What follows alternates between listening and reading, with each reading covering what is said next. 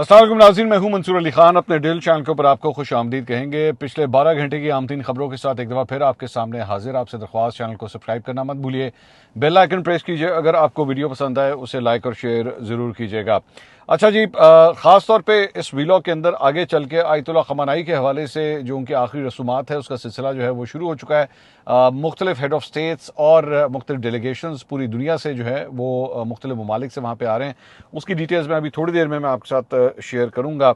लेकिन सबसे पहले जो एक बहुत बड़ा स्कैंडल है जिसने इस वक्त पाकिस्तान की जो सियासी दुनिया है उसके अंदर एक भूचाल पैदा कर दिया है, वो है दो गैर मुल्की ख़वातीन के हवाले से जो एक मुबैना ज़्यादती का वाक़या है, वो इस वक्त सबसे ज़्यादा जो है वो डिस्कस किया जा रहा है। मेरे पास कुछ एक्सक्लूसिव डिटेल्स हैं, वो मैं थोड़ी देर में अभी आपके साथ जो है मैं शेयर करने जा रहा हूँ। मैं इसके ऊपर काम कर रहा था पिछले 1-2 दिन से, जब से ये वाक़या रिपोर्ट हुआ था, लेकिन स्केची डिटेल्स जो हैं वो सामने आई थी। अब कुछ एक्सक्लूसिव डिटेल्स जो है पूरी तरह वेरीफाई करने के बाद, चीज़ों की डिटेल्स निकालने के बाद, अब मैं आपके साथ जो है उसकी तफसीलात शेयर कर सकता हूँ। मैं इस वक्त ये गाड़ी से वीलॉग कर रहा हूँ, मोटरवे के ऊपर मौजूद हूँ। वापसी का सफ़र जो है वो लाहौर के लिए जारी है। इंशाल्लाह अगला वीलॉग जो है वो स्टूडियो से ही हम करेंगे। अच्छा जी, सबसे पहली जो डिटेल्स सामने आती हैं वो ये आती हैं कि जनाब दो गैर मुल्की ख़वातीन हैं और उन्होंने ये क्लेम किया कि जनाब उनके साथ जो है वो ज़्यादती की गई है और चंद लोगों ने जो है उन्हें अगवा किया है। और उसके बाद एक अदद कॉल आती है 15 के ऊपर, और उसके अंदर जो है ये बताया जाता है कि जनाब उनमें से किसी एक लड़की के वालिद की जानिब से जो है वो ये कंप्लेंट होती है। वो मामला जो है वो पहुंचता है मरियम नवाज साहिबा के पास और वो पुलिस को और हुक्म देती हैं कि जनाब 2 घंटे के अंदर अंदर जो है वो इन लड़कियों को रिकवर किया जाए। लेकिन इसके पसे पर्दा जो डिटेल्स हैं वो अब तक सामने नहीं आ रही थी। अब वो डिटेल्स मैं आपके साथ शेयर कर सकता हूँ। रज़ा डार, बेसिकली ये एक नाम है, ये एक साहब हैं जिनके बारे में मुख्तलिफ किस्म की स्पेकुलेशन जो हैं वो हो रही थी कि जनाब इनका इसहाक डार साहब के साथ क्या ताल्लुक है, वो उनके रिश्तेदार हैं, इनका क्या ताना बाना है।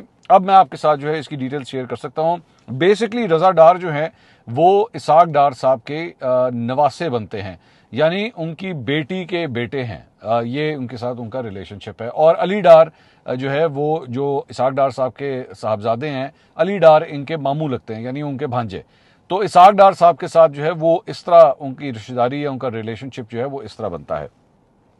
अब जो डिटेल्स कुछ मेरे पास सामने आई हैं वो ये है कि ये सिलसिला जो है पिछले कई माह से इन लड़कियों के साथ जो है वो राब्ता था। बेसिकली ये लड़कियां जो है इनके बारे में बताया जाता है कि ये लोगों से पैसे लेती थी और इन्वेस्टमेंट के हवाले से या फिर इनसे कमिटमेंट करती थी कि जनाब आप इतने पैसे हमें दें, हम आपके बिहाफ आपकी तरफ से जो है हम इन्वेस्टमेंट्स करेंगे और रेट ऑफ रिटर्न जो है बड़ा अट्रैक्टिव किस्म का रेट ऑफ रिटर्न जो है वो दिया जाता है। ये जो रज़ा डार है इसकी उम्र कोई अर्ली 20s के अंदर अप्रॉक्सीमेटली बताई जाती है। कोई 21, 22, 23 साल की उम्र जो है इसके बारे में बताई जाती है।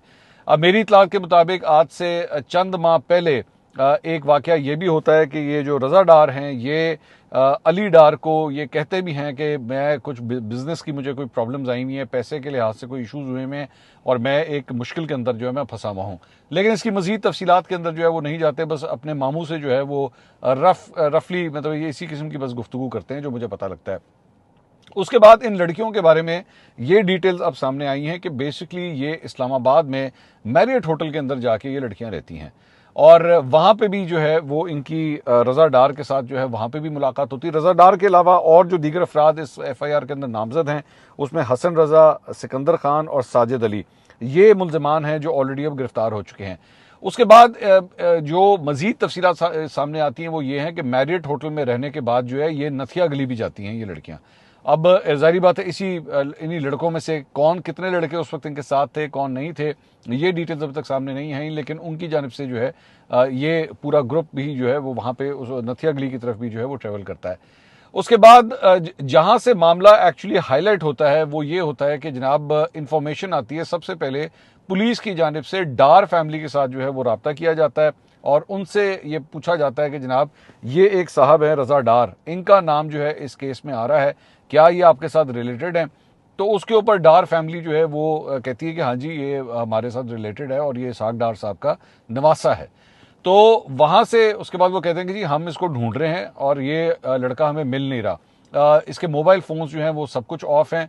इसका कोई एक नंबर नहीं, मेरी इतलात के मुताबिक इसके 2 या 3 मुख्तलिफ नंबर्स थे जिसमें से एक नंबर गालबन दुबई का भी है। वो सारे नंबर्स जो हैं वो बंद जा रहे होते हैं। पुलिस जो है वो इनको ट्रेस करना शुरू करती है। उसके बाद पुलिस जो है वो अल्टीमेटली सीसीटीवी फुटेजेस की बुनियाद के ऊपर जो है वो इस लड़के को जाके जो है वो ट्रेस करती हैं। ट्रेस इस सेंस में करती हैं कि मतलब पकड़ा नहीं जाता, गिरफ्तारी नहीं होती, लेकिन उसकी फुटेजेस जो हैं वो सामने आती हैं और उसके बाद जियो टैगिंग के जरिए जो है ये पता लगाया जाता है कि आखिर ये तमाम अफराद जो हैं कौन कौन से फ़ोन इस्तेमाल कर रहे थे। ये भी पता लग जाता है क्योंकि सिग्नल टावर जो होता है मोबाइल फ़ोन का, उसकी जो भी ट्रांजैक्शंस वहाँ पे आउटगोइंग इनकमिंग कॉल्स होती हैं उससे काफ़ी हद तक जो है वो आइडिया हो जाता है कि यहाँ पे कौन कौन से नंबर जो हैं वो ज़ेर इस्तेमाल थे। तो उसके थ्रू जो है वो बेसिकली एक नंबर पता लगता है जो बेसिकली डार फैमिली के पास भी नहीं होता कि ये इस वक्त रज़ा डार जो है वो ये नंबर इस्तेमाल कर रहे हैं। उसके बाद ये राब्ता जो है मेरी इतलात के मुताबिक डार फैमिली में से किसी एक शख्स से जो है वो ये राब्ता होता है। हो सकता है कि ये इसहाक डार साहब के बेटे हों जिनसे ये राब्ता होता है और वो उसके बाद रज़ा डार से जो है वो राब्ता करते हैं और वो कहते हैं कि तुम इस वक्त कहाँ पे हो। तो वो उसे ये कहा जाता है कि तुम अपनी लोकेशन जो है वो फ़ौरन इस नंबर के ऊपर जो है अपनी लोकेशन भेजो। तो वो रज़ा डार जो है उसके बाद अपनी वो लोकेशन भेजता है। वो लोकेशन डार फैमिली जो है वो देती है पुलिस को कि जी आपने जो भी अपनी कानूनी कार्रवाई करनी है, गिरफ्तारी करनी है, आप जाएं जाके इसे बेशक गिरफ्तार कर लें। और उसके बाद वो रज़ा डार जो है वो डिफेंस में एक कोठी से जो है वो गिरफ्तार होता है। अब जब वो लड़कियां भी जो हैं वो एविडेंस के लिए या उनसे जब पूछताछ की जाती है, जब वो पेश होती हैं, तो सबसे पहले ये मोमना इकबाल का जो केस हुआ था उसके अंदर भी मोबाइल फ़ोन जो है वो एक बहुत इंपॉर्टेंट एविडेंस जो है वो रखता है, एक मतलब पीस ऑफ इंफॉर्मेशन जो वहाँ से निकलती है। उन लड़कियों के इतलात के मुताबिक मोबाइल फ़ोन से जो चीज़ें निकलती हैं उसके अंदर ये पता लगता है कि उसके अंदर तकरीबन कोई अप्रॉक्सीमेटली 15 लाख रुपए की ट्रांजैक्शंस जो हैं वो इसके अंदर शो होती हैं कि जनाब 15 लाख रुपए जो है वो 15 लाख डॉलर, ये मैं 15 लाख रुपए नहीं 15 लाख डॉलर माजरत के साथ वो इसके अंदर जो है वो कोई ट्रांजैक्शन हुई है। और इस किस्म के मतलब ये भी पता लगता है कि सिर्फ और सिर्फ रज़ा डार नहीं बल्कि रज़ा डार के अलावा और भी बहुत सी ऐसी मतलब ग्रुप्स हैं या लोग हैं जिनके साथ इस किस्म की ये बिजनेस ट्रांजैक्शंस जो हैं वो होती हैं। अब यहाँ पे एक बात इंपॉर्टेंट वो ये भी है कि कुछ इतलात के मुताबिक ये लड़कियां जो हैं वो उस मुकाम के ऊपर नहीं थी जहां से रज़ा डार को गिरफ्तार किया गया। ये कहीं पे लाहौर एयरपोर्ट के पास किसी और जगह से जो है वो उन लड़कियों को रिकवर किया गया, डिफेंस के अंदर एक कोठी से इनको रिकवर किया गया। अब जो इन्वेस्टिगेशन है उसके अंदर रज़ा डार का ये पॉइंट ऑफ व्यू है कि जी मैं तो खुद एक्चुअली इन लड़कियों के हाथ का मैं विक्टिम हूँ और ज्यादती का कोई उनके ऊपर इल्ज़ाम नहीं है। दीगर लोगों के ऊपर जो है अलबत्ता ज्यादती के इल्ज़ामात भी जो है वो लगे हुए हैं। रज़ा डार के बारे में ये बताया जा रहा है कि वो तो खुद इन लड़कियों को ये कह रहे थे कि जनाब जो भी पैसों की ट्रांजेक्शन है इसको क्लोज करें, क्योंकि इनमें से कोई एक साहब जो है वो ये बार बार ये कह रहे थे कि जनाब मैंने जो कम से कम इन्वेस्टमेंट की हुई है मुझे मेरे पैसे सारे वापस चाहिए, क्योंकि मुझे वो रेट ऑफ रिटर्न जो है वो नहीं मिल रहा और मुझे वो प्रॉफिट मेरे साथ जो है वो शेयर नहीं किया जा रहा।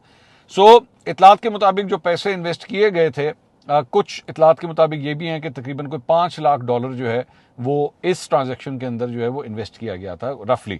तो ये भी कहा जा रहा है कि जनाब उनमें से जो एक साहब था, क्योंकि ये बेसिकली सिर्फ और सिर्फ रज़ा डार नहीं बल्कि रज़ा डार के अलावा दीगर अफराद ने भी एक पूल बना के जो है वो पैसे इन्वेस्ट किए हुए थे। तो उनमें से एक साहब ने तो कहा कि जी मैंने किसी सूरत इन लड़कियों पर मजीद ट्रस्ट नहीं करना, मुझे मेरे पैसे हर सूरत जो है वो वापस चाहिए। तो उनके जो पैसे वापस लेने की जब बारी आती है तो वो लड़कियां कहती हैं कि जी इतनी जल्दी तो हम पैसे नहीं वापस कर सकते, आप चाहे जो मर्जी कर लें। तो वहां से चीजें जो है वो खराब होना शुरू करती हैं और बैड टू वर्स्ट जो है वो होना शुरू होती हैं। सो बहरहाल मेरी इतलात के मुताबिक अब इस चीज को जो है वो टोटली पुलिस के हवाले कर दिया गया है। पुलिस जो है इसकी इन्वेस्टिगेशन करेगी और करना भी चाहिए, इर्रिस्पेक्टिव कि वो रज़ा डार हो या कोई भी शख्सियत हो, कितनी ही बड़ी सियासी खानदान से उसका ताल्लुक होता हो, लेकिन साफ और शफाफ किस्म की जो है तहकीकात होनी चाहिए। क्योंकि कुछ भी हो जाए, आपकी कितनी ही बड़ी कोई बिजनेस ट्रांजेक्शन हो या फ्रॉड हो या कुछ भी हो, लेकिन किसी भी खातून के साथ ज्यादती या उसके ऊपर तशद्दुद या उसका अगवा जो है वो उसको जस्टिफाई किसी सूरत जो है वो नहीं किया जा सकता। सो ये डिटेल्स जो हैं वो मेरे पास अब तक आई हैं। मैं इसके ऊपर इस केस के ऊपर जो है वो मैं मजीद भी काम कर रहा हूँ। कुछ और मजीद तफसीलात जब मेरे सामने आएंगी तो वो भी जो है मैं आपके साथ शेयर करूंगा। इसके अलावा जनाब कुछ दीगर खबरें भी जो है वो शामिल करते हैं। और एक अफसोसनाक खबर जो सामने आई वो ये है कि मारूफ आलिम दीन और मजहबी मुकर्रर नासिर मदनी जो है उनको एक दिल का दौरा पड़ा है और तशवीशनाक हालत में उन्हें फौरी जो है वो मुल्तान के एक हॉस्पिटल में मुंतकिल किया गया है। नासिर मदनी जो है वो जहानिया के अंदर वाक़ मस्जिद में जुम्मे का खिताब दे रहे थे और इसी दौरान जो है उनकी अचानक तबीयत जो है वो ख़राब हो गई और ऐनी शाहिदीन के मुताबिक अल्लामा नासिर मदनी ने तबीयत ख़राब होने से कबल कलमा पढ़ा और तीसरी मरतबा कलमा पढ़ते हुए जो है वो मंबर से नीचे गिर गए। वाक़े के फ़ौरन बाद उन्हें इब्तदाई तिबी इमदाद जो है वो फराहम की गई और बाद मज़ीद इलाज के लिए मुल्तान जो है वो मुंतकिल कर दिया गया है। इसके अलावा कुछ दीगर खबरों के अंदर अब ज़रा ईरान का दौरा करते हैं। और 3 जुलाई से ईरान के मरहूम सुप्रीम लीडर आयतुल्ला खमनाई की जो आखिरी रसूमात हैं, उनकी 7 रोज़ा नमाज जनाजा, ताज़ियती तकरीबात और जो जुलूसों का सिलसिला है उसका आगाज़ हो चुका है, जिसमें शिरकत के लिए लाखों सोगवारों की आमद मुतवक्के है। मजहबी रसूमात का इनेकाद ईरान और इराक के मुख्तलिफ शहरों में जो है वो किया जाएगा। तदफीन जो इब्तदा में मार्च में होना थी, अमरीका और इसराइल की ईरान के खिलाफ जंग तवील होने के बायस मौखर कर दी गई है। और आयतुल्ला खमनाई, जिनकी उम्र 86 बरस थी, 28 फरवरी को जंग के पहले रोज़ उनकी रिहाइशगाह पर अमरीका और इसराइल के मुश्तरका फ़िज़ाई हमले में अपने ख़ानदान के कई अफराद के साथ जो है वो शहीद हो गए थे। 7 रोज़ा तदफीन के प्रोग्राम का आगाज़ जो है वो तेहरान से होगा, जहाँ दुनिया भर से आलमी रहनुमा, आला हुकूमती शख्सियात, मजहबी रहनुमा और उलमा उन्हें खराज अकीदत पेश करेंगे। वज़ीर आज़म शहबाज शरीफ, field marshal Asim Munir, Bilawal Bhutto Zardari, Isaac डार, अताउल्लाह तारड़ और इसके साथ साथ स्पीकर कौमी असम्बली सरदार रियाज सादिक, एक बहुत हाई प्रोफाइल वफ्द जो है वो पाकिस्तान से ऑलरेडी वहाँ पे जा चुका है। कई शिया उलमा भी जो हैं वो भी पाकिस्तान से जो है वो इन आखिरी जो रसूमात है उसमें शिरकत के लिए वहाँ पे पहुँचे हैं। इसके साथ साथ एक और जो खबर है उसके मुताबिक उनकी तदफीन के लिए जो है 100 से ज़ायद ममालिक से जो नुमाइंदे हैं वो इसमें शिरकत कर रहे हैं। और तेहरान में तकरीबात की निगरानी करने वाले RGC जो उसके senior commander brigadier general Hassan Zadeh ने कहा है कि हुकाम को 1 करोड़ 20 लाख से 1.5 करोड़ अफराद की शिरकत की तवक्को है और ये तादाद 2 करोड़ तक भी जो है वो पहुंच सकती है। ये आज से चंद दिन पहले हमने आपको ये बताया था कि एक्सपेक्टेशंस ईरान के अंदर यही हैं कि इतनी बड़ी तादाद में लोग जो है वहाँ पे मौजूद होंगे। इसके साथ साथ फौजी तर्जुमान ब्रिगेडियर जनरल मोहम्मद अक्रमीनिया ने कहा है कि सिक्योरिटी और मामलत की फराहमी के लिए 10,000 से ज़्यादा एहलकार और 10 फौजी अस्पतालों को जो है वो भी मुतहर्रिक किया गया है। पुलिस का कहना है कि तकरीबात के दौरान 1.5 लाख एहलकार जो है वो अलर्ट रहेंगे। और ईरान की सिविल एविएशन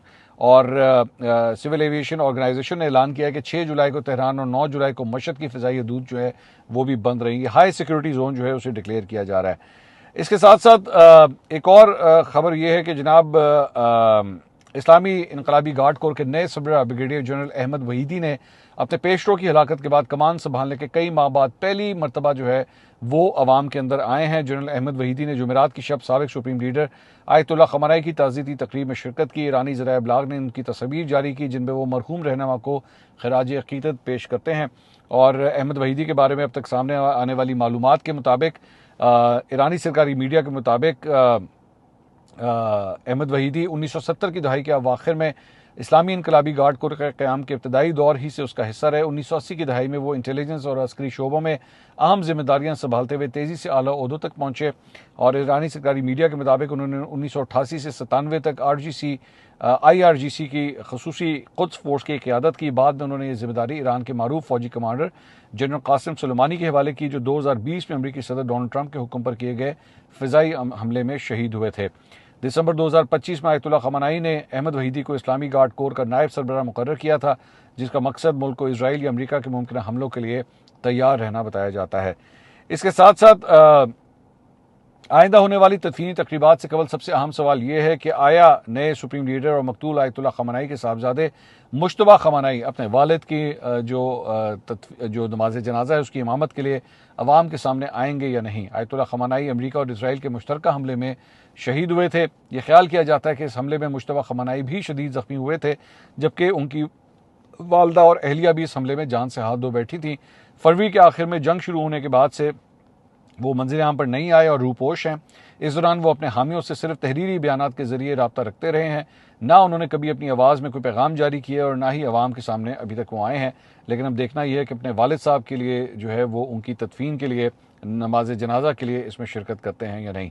इसके अलावा न्यूयॉर्क टाइम्स ने एक बड़ी जो है वो खौफनाक खबर जो है वो शेयर की है, और वो ये है कि US officials believed Israel was plotting to kill Iranian negotiators. उसमें मैं खबर पढ़ देता हूँ। उसमें लिखा हुआ है जी, मौजूदा और साबिक अमरीकी हुकाम के मुताबिक अमरीकी हुकाम को इस बात का खदशा था कि इसराइल अमरीका और ईरान के दरमियान अबूरी अमन मुआहदे के लिए जारी नहायत हसास मुज़ाकरात के दौरान ईरान के आला मुज़ाकरातकारों को कत्ल करने की मनसूबाबंदी कर रहा था। जंग के आगाज से ही इसराइल की हिकमत अमली का हिस्सा ईरानी आला क़यादत को निशाना बनाना था। ताहम अप्रैल में जंगबंदी के लिए शुरू होने वाले हसास मुज़ाकरात के दौरान दो अहम ईरानी शख्सियात वज़ीर ख़ारजा अब्बास अराग़ची और पार्लियामेंट के स्पीकर मोहम्मद बाक़िर क़लिबाफ़ के बारे में अमरीकी तशवीश में नुमाया इजाफा हुआ। कई अमरीकी हुकाम के मुताबिक वाशिंगटन को खदशा था कि अगर इसराइल इन शख्सियात को कत्ल करने में कामयाब हो गया तो मुज़ाकरात मुकम्मल तौर पर नाकाम हो जाएंगे। इस खदशे के तहत अमरीका ने खित्ते के बाज़ ममालिक से भी कहा कि वो ईरान को मुतनब्बे करें कि इसराइल इन दोनों रहनुमाओं को निशाना बना सकता है। यानी कि अमरीका ने खुद ये इंटेलिजेंस दी मुल्कों को कि जी ईरान को जाके बता दें कि ये हो सकता है। अमरीकी इंतजामिया ने इस खदशे से कि इसराइल मुमकिन तौर पर अब्बास अराग़ची और बाक़िर क़लिबाफ़ को कत्ल करना चाहता है, ये वाज़ेह होता है कि जंग के आगाज़ में अमरीका और इसराइल के मकासद अगरचे एक जैसे थे, लेकिन बाद में इनमें नुमाया इख्तलाफ जो है वो पैदा हो गया। अमरीका अमन मुआहिदा चाहता था, जबकि इसराइल अप्रैल में जंगबंदी के आगाज़ ही से इस पर शकूक का इजहार करता रहा। इसराइली तज्ज़ियाकारों के मुताबिक ईरान की मजहबी हुकूमत कमज़ोर होने के बजाय मज़ीद सख्तगीर हो गई, जबकि इस्लामी इनकलाबी गार्ड कोड ने मुल्क पर अपनी गिरफ्त मज़ीद मजबूत कर ली। और 3 सीनियर ईरानी हुकाम और सरकारी बयानात के मुताबिक बाक़िर क़लिबाफ़ जून 2025 की 12 रोज़ा जंग और फिर रवां साल के तनाज़े के दौरान भी बाल बच्चे जब इसराइल ने एक पहाड़ के अंदर कायम बंकर में आला हुकूमती रहनुमाओं के खुफिया इजलास को निशाना बनाया। दोनों मौके पर उन्हें मलबे से जिंदा निकाल लिया गया। अप्रैल में बाक़िर क़लिबाफ़ नायब अमरीकी सदर जेडी वेंस से मुलाकात के लिए इस्लामाबाद आने वाले थे, लेकिन ईरानी सिक्योरिटी हुकाम को खदशा था कि इसराइल इस मौके से फ़ायदा उठाते हुए बाक़िर क़लिबाफ़ या अब्बास अराग़ची को कत्ल करके मुज़ाकरात सबोताज कर सकता है। रिपोर्ट के मुताबिक ईरान ने पाकिस्तानी और कतरी सालसों के जरिए अमरीका से यकीन दहानी तलब की कि इसराइल ईरानी वफ्द के खिलाफ कोई खुफिया कार्रवाई नहीं करेगा। पाकिस्तानी फ़िज़ाइया की जंगी तैयारों ने 70 से ज़ायद ईरानी वफ्द को ले जाने वाले तैयारों को ईरान की सरहद से इस्लामाबाद तक और मुज़ाकरात मुकम्मल होने के बाद वापसी पर भी हिफाजती हसार फराहम किया। ताहम तेहरान वापसी के दौरान एक नया सिक्योरिटी खतरा पैदा हो गया।